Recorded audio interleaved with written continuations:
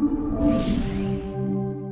here at TD Ameritrade, how great is that to finally have your guys have Well, a yeah, that's why we moved in today, to give the guys a feel for it and get on the field a little bit. We're going to practice here just for a short period. But it's nice. I mean, we're tired. We're tired of traveling. We're tired of spending time in airports and buses and eating out. That's fun for a while, but we're not used to being on the road this late. We're used to playing some home games by this time, so I think they're excited. You can tell there's a lot of excitement in the locker room as they move in today, and hopefully that carries over into tomorrow. So it's good to be home, and we only have 12 more away games. I told the team yesterday if we could win yesterday's game, that we only have 12 more away games, and one of them's in Omaha at Warner Park, and the other one's in Lincoln.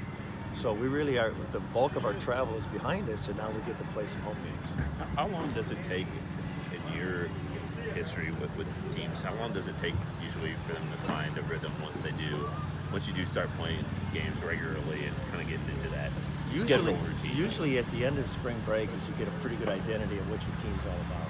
And this year now we don't have that feel yet because of all the cancellations. So I would say it's normally about 20 games, and then you have a pretty good feel what you can and cannot do, and then you really work on the things that you need to improve.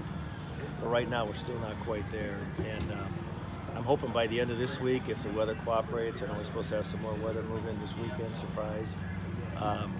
Once we get 4 home games in this week, I think we'll have a better indication as to what kind of team we're going to be.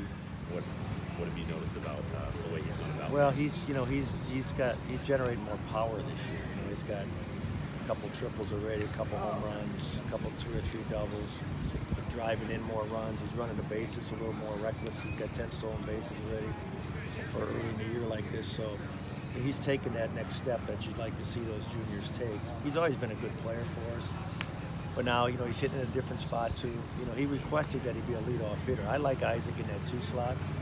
But he made some good points when we had a discussion about it.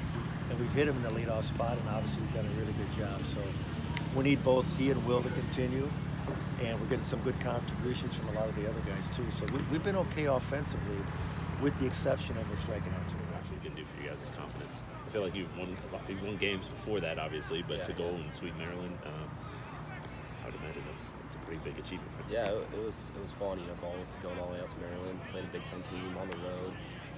The weekend before in Evansville wasn't obviously what we wanted, but, that Sunday game, we took a lot of good strides in that game, and so we kind of kept that momentum into this past weekend, and, won all 3 games, played really well defensively. Pitchers did great. Evan Johnson had a great Sunday, so did Reagan, Denson, and, the bats obviously weren't where they've been, but we, provided enough runs to win us those games. You were pretty consistent this weekend too. Just how have you been feeling so far to start the season? Pretty good. Just trying to go out there, keep the same routine, trying to take good batting practice each day. Just, all those things try to keep me, feeling right at the plate.